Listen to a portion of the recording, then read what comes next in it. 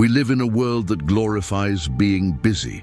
We treat it like a badge of honor, measuring our worth by how packed our schedules are and how exhausted we feel by day's end. But the ancient Stoics would see through this illusion instantly. They taught that activity does not equal progress, and motion does not mean meaning. Marcus Aurelius wrote, "If you seek tranquility, do less, or rather, do only what is essential." We mistake busyness for purpose, and in doing so, we confuse distraction for discipline. Like a hamster running in place, our days are full of movement, but devoid of direction. Most people live like this, mistaking urgency for importance, reacting, instead of acting, completing tasks without questioning whether those tasks serve their deeper purpose. Seneca warned us that it's not that life is short, but that we waste much of it. Every moment spent doing what doesn't matter is time stolen from what does. You can tick off every item on your to-do list, answer emails, rush between meetings, and still be no closer to your true goals than when you started the day. That's not productivity, that's performance. The Stoics remind us that virtue lies in clarity, intention, and self-mastery. They would have asked not, "What did you do today?" but rather, "Did you live according to your principles? Did your actions reflect your values?" Productivity, in their eyes, wasn't about quantity. It was about quality. It wasn't about looking busy. It was about being deliberate. You can spend your whole life multitasking, juggling 10 things at once, proud of your hustle, but the truth is, your mind is scattering like dust in the wind. Epictetus would have asked you to focus only on what is in your control, and focus requires presence. Multitasking is the opposite of that. Every time your mind jumps from task to task, you lose clarity and you weaken your attention. This isn't efficiency, it's erosion. The Stoics believe that discipline is freedom. Freedom from noise, freedom from impulse, freedom from meaningless motion. So the next time you find yourself overwhelmed with busyness, pause and ask, is this essential? Is this leading me where I want to go? Am I choosing this, or am I being swept along by the current of other people's priorities? If the answer is no, then you must summon the courage to let it go. You weren't born to be a machine. You were born to live with wisdom, intention, and peace. You weren't meant to burn out in pursuit of things that don't matter. A full calendar is not a full life. A busy mind is not a wise one. True productivity is quiet, focused, intentional. It doesn't shout. It doesn't race. It moves with stillness and strength. So don't measure your life by how busy you are. Measure it by how aligned your actions are with your values. Don't chase noise. Choose meaning. Don't glorify hustle. Practice presence. In the end, you won't be remembered for how many tasks you completed. You'll be remembered for the impact you made, the integrity you lived with, and the peace you carried within. The Stoics knew this. Now you do too. Choose wisely. We often believe that the ability to juggle many things at once is a sign of capability, even superiority. But the Stoics would challenge this assumption. Imagine you're writing a report and your phone buzzes.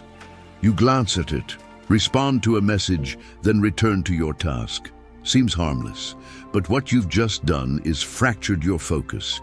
You've allowed your attention to be pulled from the present task, and research shows it can take up to 25 minutes to regain full concentration.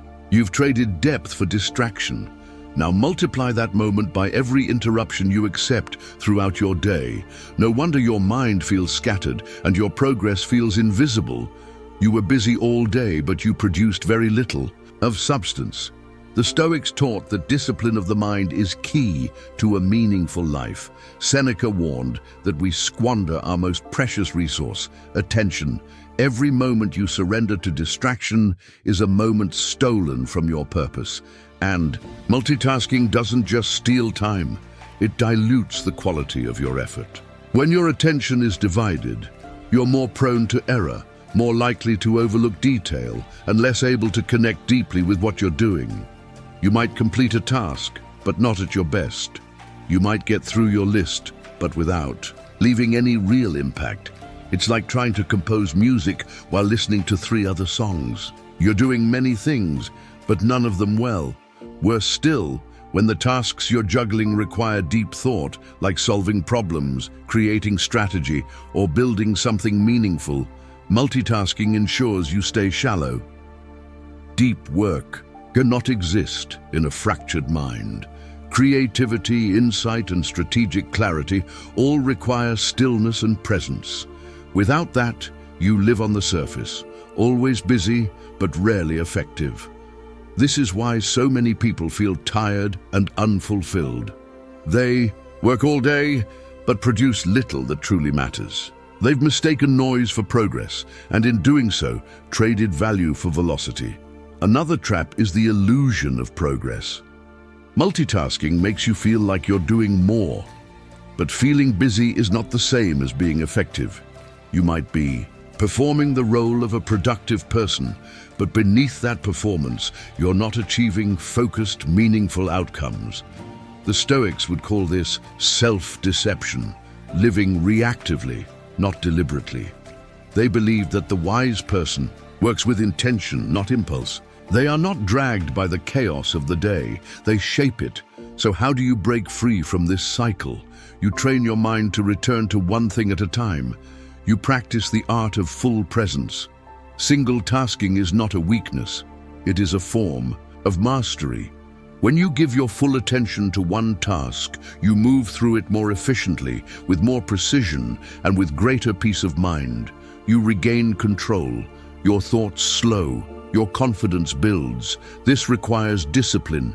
It means silencing the noise, shutting off notifications, and guarding your time like a sacred resource. It means choosing deep work over shallow effort, even when the world pushes you to stay reactive. And remember, just because you can do many things doesn't mean you should. The Stoic life is not about saying yes to everything. It's about saying yes to what matters. The most effective, grounded people you admire aren't multitasking their way to success. They're focused. They know that real productivity doesn't come from doing more. It comes from doing fewer things with more excellence. They understand that attention is the currency of mastery, and when you waste it, you waste your potential. So the next time you catch yourself bragging about how much you're juggling, pause. Ask yourself, what if I gave this one thing my full attention? What if I stopped switching and started finishing? That is where real progress is made, not in constant movement, but in calm, focused execution. And there's another illusion that clouds our path: urgency. One of the most critical ideas the Stoics understood, one that modern life constantly ignores, is the difference between what is urgent and what is important. At first they seem the same, but they are not.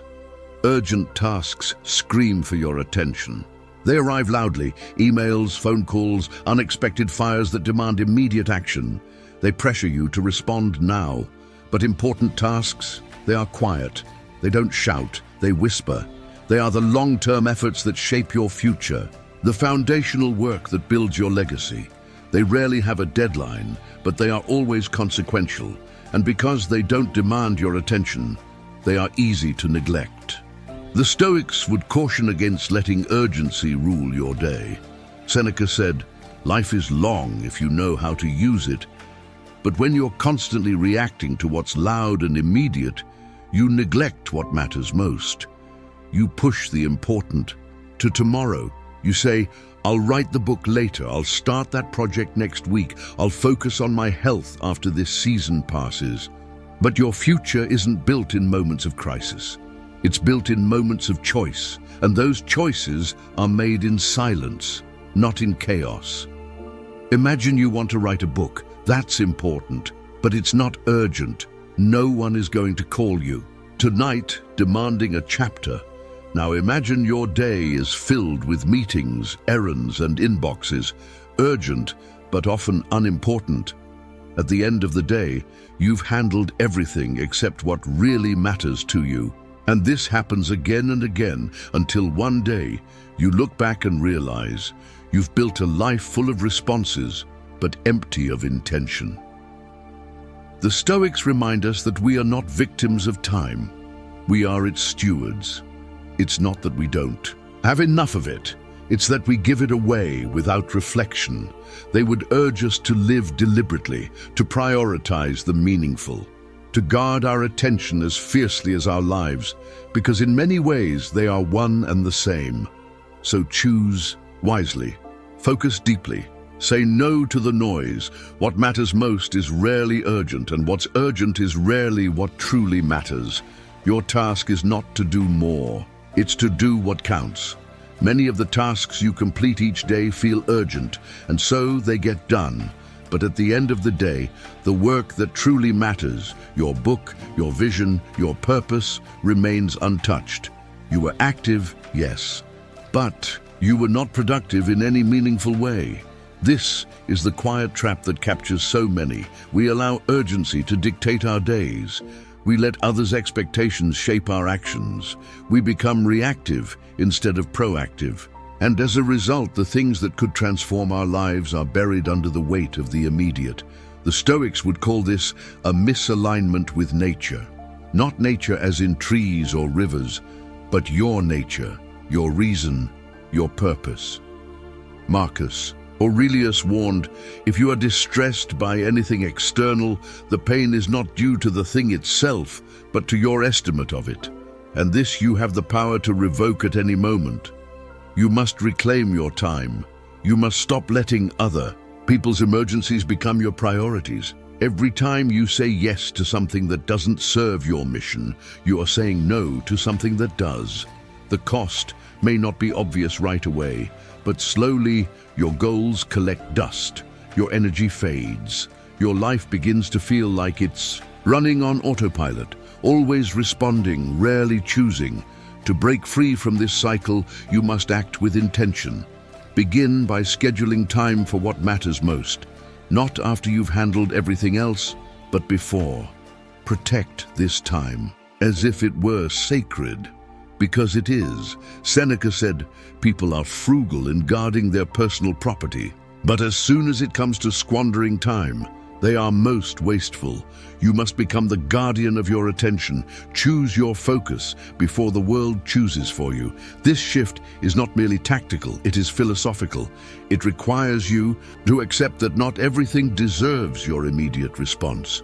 You are not defined by how quickly you reply, but by how wisely you act. You don't need to respond to every message the moment it arrives. You don't need to take every call. The world will keep turning. Your worth is not tied to your reaction speed. It is rooted in your clarity, your purpose, your values. The most fulfilled and effective people are not those who say yes the most. They are those who say yes to what matters and no to what doesn't. They do not let urgency masquerade as importance. They know that the world will constantly try to hijack your focus. It is your responsibility to defend it. You have a finite number of hours in your day. Every moment spent reacting to someone else's urgency is a moment stolen from your own purpose. This is not just a matter of time management. It is a question of identity. What kind of person are you choosing to be? What kind of future are you building with your minutes, your energy, your life? So the next time your phone buzzes with another alert, another request, another little fire someone wants you to put out, ask yourself, is this truly important? Or is it just loud? Am I building my life or merely reacting to it? That one question can change everything, because here's another hard truth. Sometimes the reason you're always busy isn't that you have too much to do. It's that you're avoiding what really matters. Busyness can be a refuge. It fills your day, keeps your hands moving and your mind occupied. But look closely and you'll see that much of this so-called productivity is simply fear in disguise. A way to run from the discomfort of facing what truly needs to be done. Avoidance doesn't always look like procrastination in the obvious sense. It often wears the mask of effort. It looks like activity. It looks like work, but it's not progress. You say, I'm doing all I can. But if you're honest, You know that you're doing everything except the one thing that truly matters. You're organizing your desk instead of writing that email. You're adjusting fonts instead of launching your idea. You're staying in motion, not to advance, but to avoid. The Stoics warned against this illusion. Epictetus taught that courage is not just about facing danger, it's about facing discomfort, uncertainty, truth. Your mind, like all minds, seeks safety.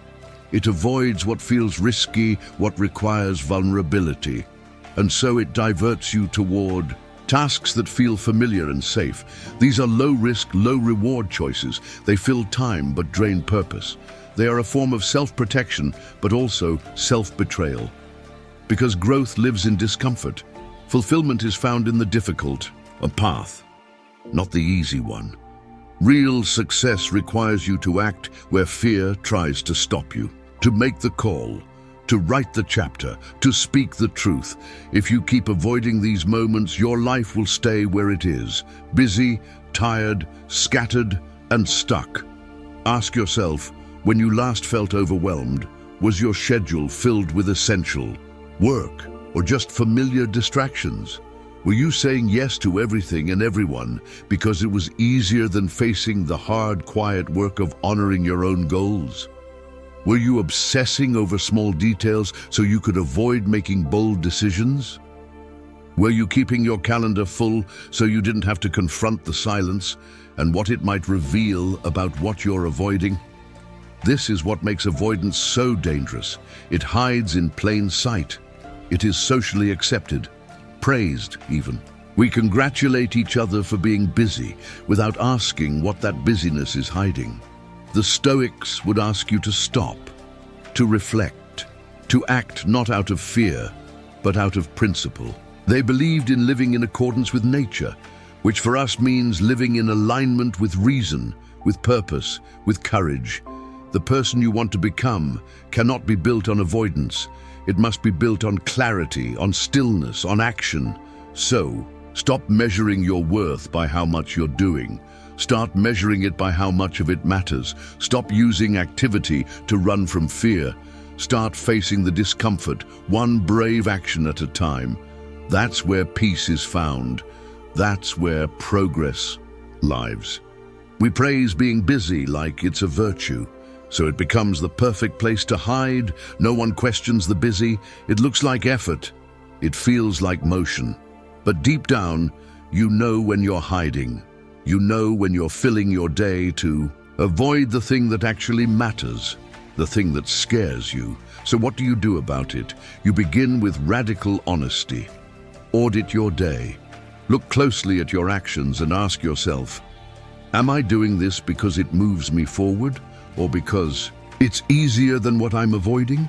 Am I building momentum or just killing time? Then find that one thing, the thing you keep pushing to the bottom of your list, the thing that feels risky, uncomfortable, or uncertain. That's your direction. That's where the real growth is hiding. Yes, it will be uncomfortable. That's the point. The Stoics didn't run from discomfort. They leaned into it. Discomfort is not danger, it's a signal. It means you're stretching, it means you're no longer hiding behind busyness. You don't need more time in your day. You don't need a better planner. What you need is courage. You need to face the hard thing, like the real thing, the thing that could actually change your life if you let it. The next time you feel overwhelmed with tasks, pause and ask, what am I avoiding right now?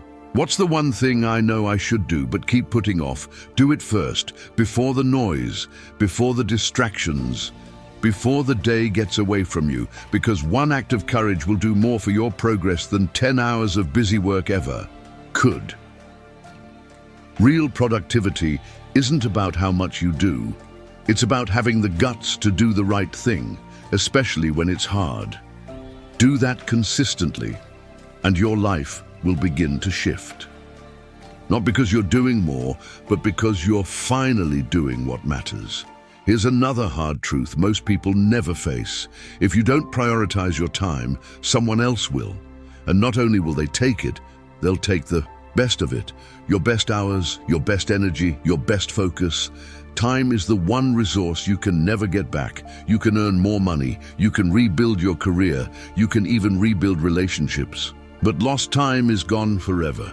That's why protecting your time must become non-negotiable. Think about how your day usually begins. The moment you wake up, your attention is under attack. Notifications, emails, messages, meetings.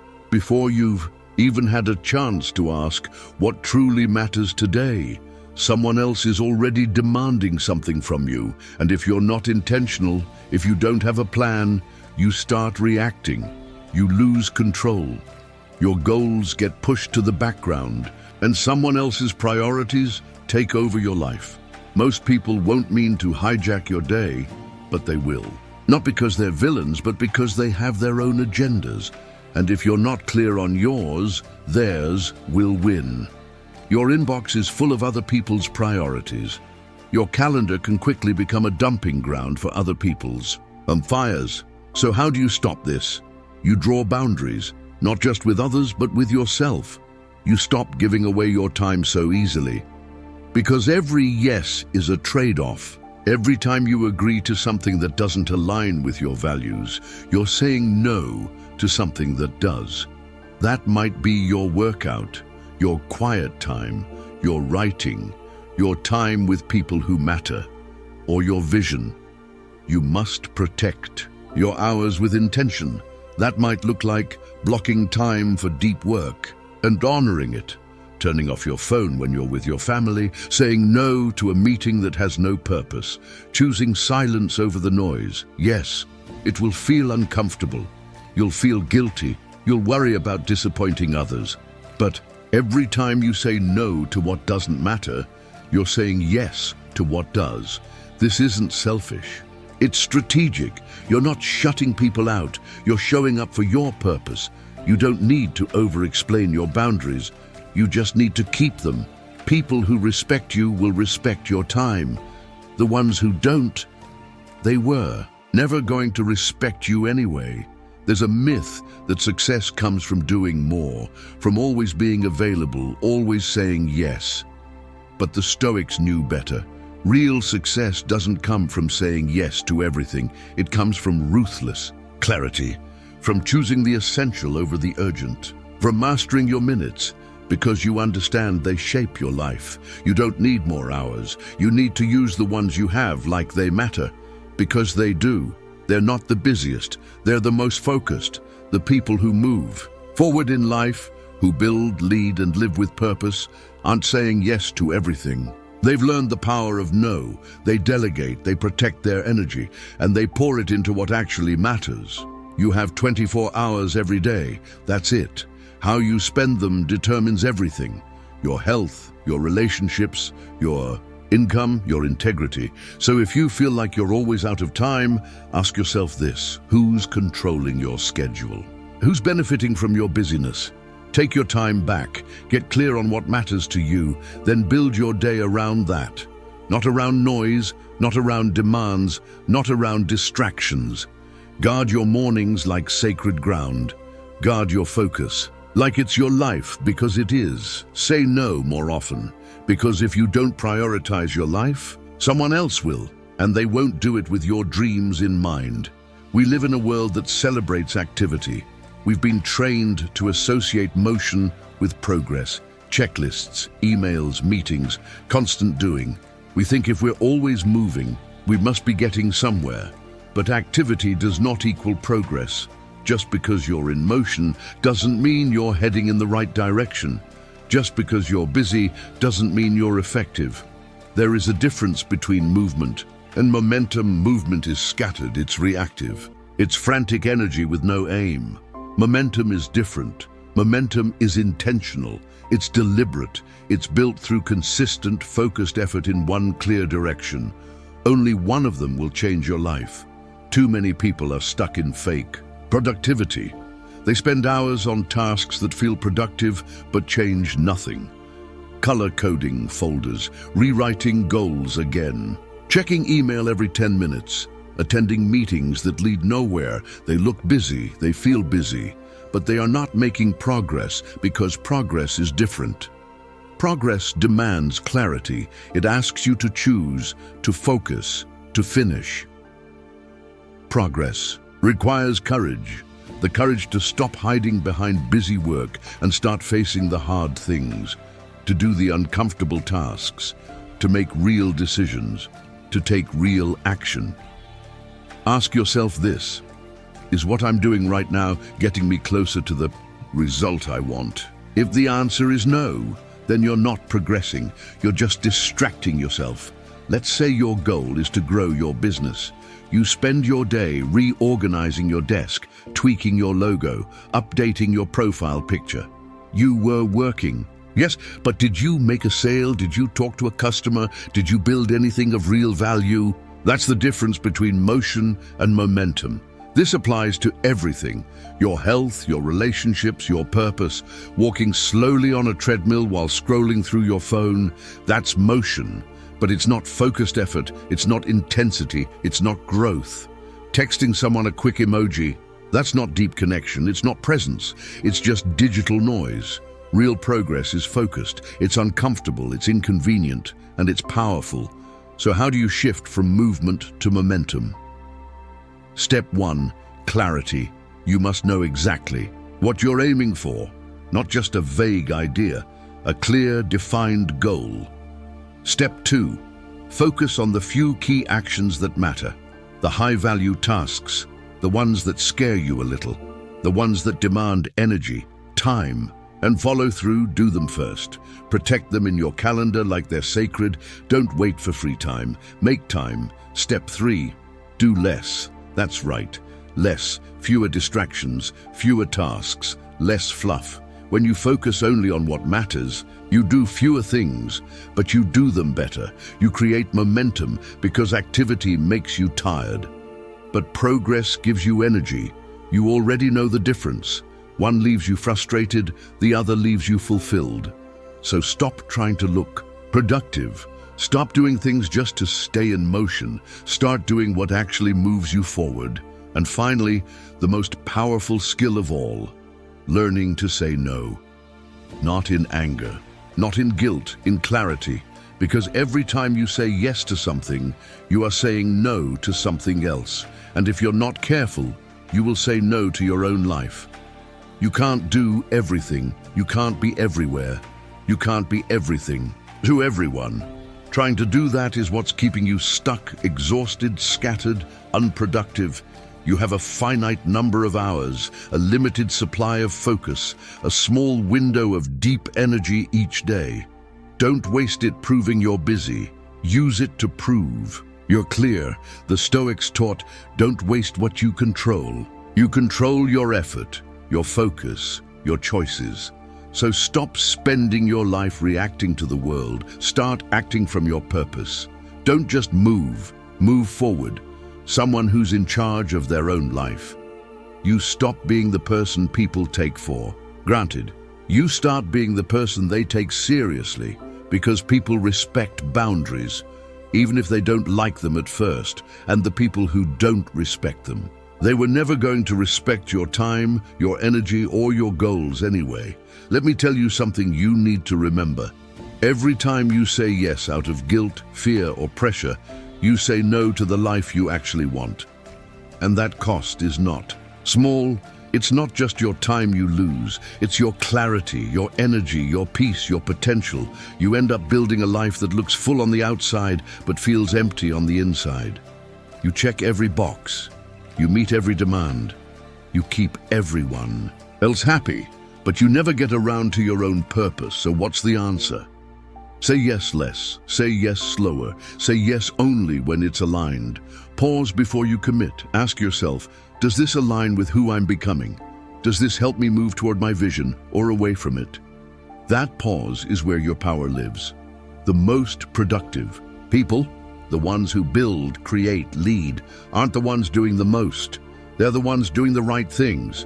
They're the ones who know what deserves a yes and what needs a no, because every no is actually a bigger yes. A yes to your mission, your values, your future. You don't need to be available to everyone. You don't need to respond instantly. You don't need to apologize for protecting your peace. You just need to be clear. Clear about what matters, clear about what doesn't, clear about who you are and what you're building. Clarity creates boundaries. Boundaries protect momentum, and momentum is how you build a life of depth, not distraction. You want real progress? You want more peace?